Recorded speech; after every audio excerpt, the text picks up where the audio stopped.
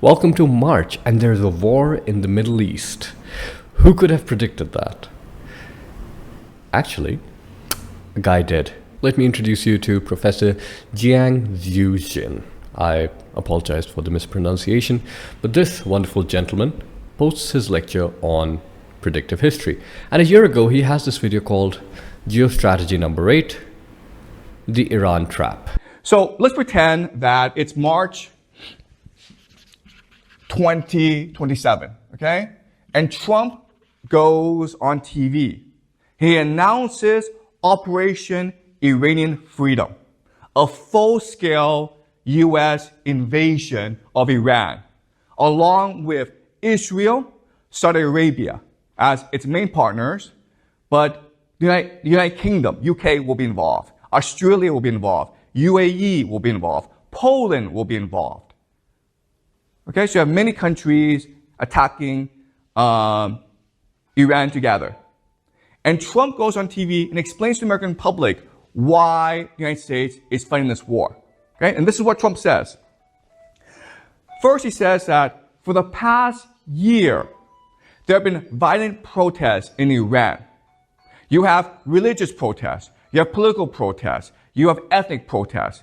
The Iranian people are sick of the Ayatollah. They are sick of the dictatorship. They want democracy. They want freedom. And in response, the Revolutionary Guard are killing thousands of protesters.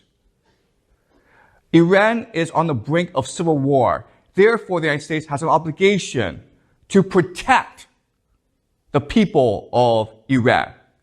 Okay? The people of Iran are praying for freedom and democracy, and the United States, the world's greatest democracy, must give them democracy.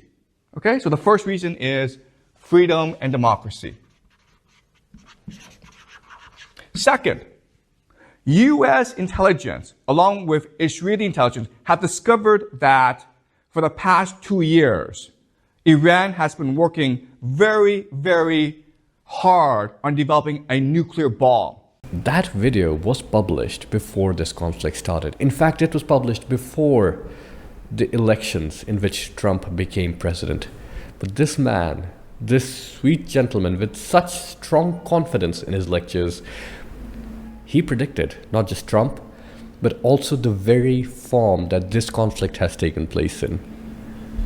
Maybe it's not March 2027, but in March 2026, this is how the world looks today. But it's not just a question of, wow, he's so good. It's also a question of how. And that is where this lecture is so brilliant. It introduces us, it shows us how actually world powers and geopolitical interests collide. Like, for example, the whole setup comes from Trump's son-in-law, Kushner. Let me have the professor explain one of these foundational factors that have led to this conflict. All right. Now, how these three forces manifest themselves is through Trump. Okay, so basically, Trump is their champion. And privately, there's a man named Jared Kushner who is Trump's son-in-law. He's married to Trump's favorite daughter, Ivanka Trump. Okay, and Jared Kushner happens to be very good friends with both Benjamin Netanyahu, who is the leader of Israel, as well as Mohammed bin Salman, who is the leader of Saudi Arabia. Now, Jared Kushner's father, Charles Kushner, was a very prominent sponsor of AIPAC. In fact, when Benjamin Netanyahu comes to stay in the United States, he lives with the Kushner family. So one night, Benjamin Netanyahu had to stay in Jared Kushner's bedroom, and Jared Kushner had to sleep in the basement. Okay, that's how close they are. And Jared Kushner is friendly with MBS, the leader of Saudi Arabia, so friendly that when Jared Kushner started a private equity fund, Saudi Arabia invested $2 billion. Okay, so through Jared Kushner, these three forces are able to exert influence on Trump. As we also discussed, it's very likely that Trump will become president of the United States again in November, and he will pick Nikki Haley as his VP. I must admit, I empathize with the professor because we have the same handwriting. But you might have noticed that instead of Nikki Haley, it turned out to be JD Vance. But in reality, it's not about who and when. People and dates, they change. What doesn't change is the what and the why. What events take place and why they take place. The reason he could predict Trump is because certain interests and forces could align through him. But what about history? Right? History, they say, repeats itself, but in a way, time does not. Because the people and the dates, they're gone. But again, the what and the why can repeat itself. I want to play you a clip from the same lecture where he borrows from past conflicts that the US has had, particularly the Vietnam War. Destroying everything, okay? But also getting destroyed themselves. 58,000 US soldiers died in Vietnam.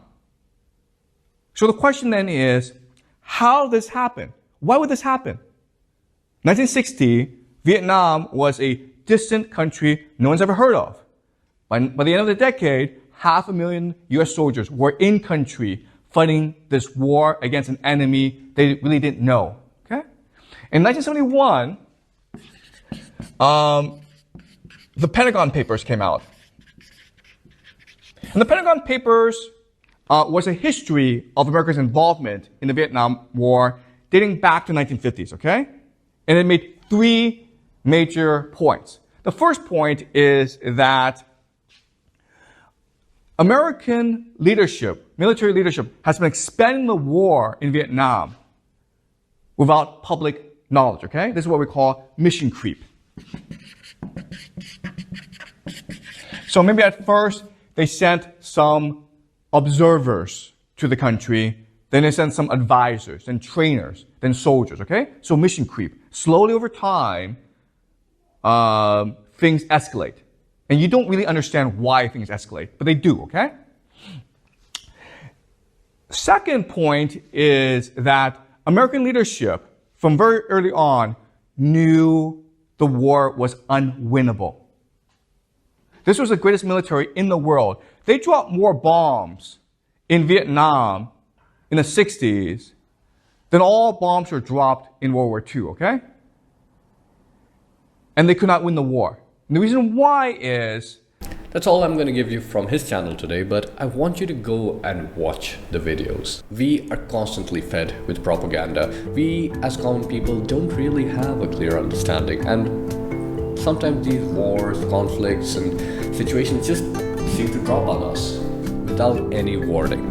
So rather than looking for the good guys and the bad guys, it's more important to see geopolitics as a race of competing interests.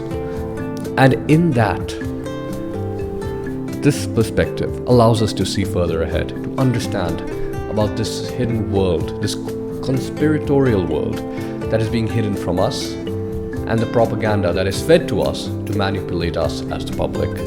And if you think that just because it's a lecture by a professor, it's going to put you to sleep and be boring, let me leave you with this. I hope everyone had a nice break, and welcome back to the end of the world. Темная ночь, только пули свистят по степи, только ветер гудит в проводах, тускло звезды мерцают.